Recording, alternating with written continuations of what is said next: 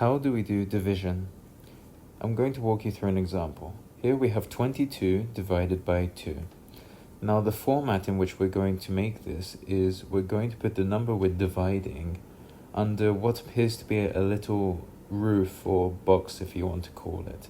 Anyway, it has to look like this. And the number we're dividing by will go to the left-hand side. Then I'm going to draw the arrows to showing which numbers have to go into what. So here we have 2 going into 2 will give us 1. Then again we go to the next number, 2 into 2 will give us 1 again. So 22 divided by 2 will give us 11. Here's another example. Here we have 15 divided by 3. We're going to do the same format as last time. And if we start off with 1 divided by 3, it will give us less than 1 because 3 can't go into 1. So what we're going to do actually is to carry that 1 and place it in front of the next number.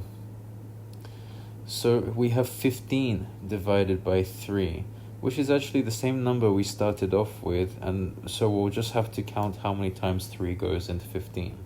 So if you know your 3 times tables, that will be 5 times. So 15 divided by 3 will be 5. Here we have 240 divided by 8. With the same format, let's start. So 2 divided by 8 will give us less than 1 again, so we have to carry it. So if we carry it, we're left with 24 divided by 8, which if you know your 8 times table will be 3. And if we go to 0, all you have to know is that if you see a 0, you would just place a 0 on top. And there's your answer. 240 divided by 8 will give us 30. For our next example, we have 936 divided by 5. So 5 going into 9 will only go 1 time, and the remainder will be 4. And we're going to place that 4 in front of the 3, which is the next number. So 5 going into 43 will go in 8 times, remainder 3. So we're going to carry that 3 to the next number. Then 36 divided by 5 will give us 5 remainder 1. Now, we don't have another number, but 936 is essentially the same as 936.0.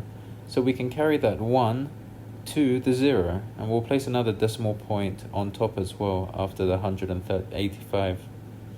So now we have 5 going into 10, and that will go in exactly 2 times. So our final answer is 185.2. Our next question is 97 divided by 3. So 3 going into 9 will go in 3 times. Then 3 into 7 will go in 2 times, remainder 1. So we have to do the same as last time. 3 going into 10 will go in 3 times, remainder 1. So we'll repeat the same course of action, put our remainder. But here we have 3 going into 10 again, which is 3 remainder 1 again. And as you can see, it's repeating. So we call this a recurring number.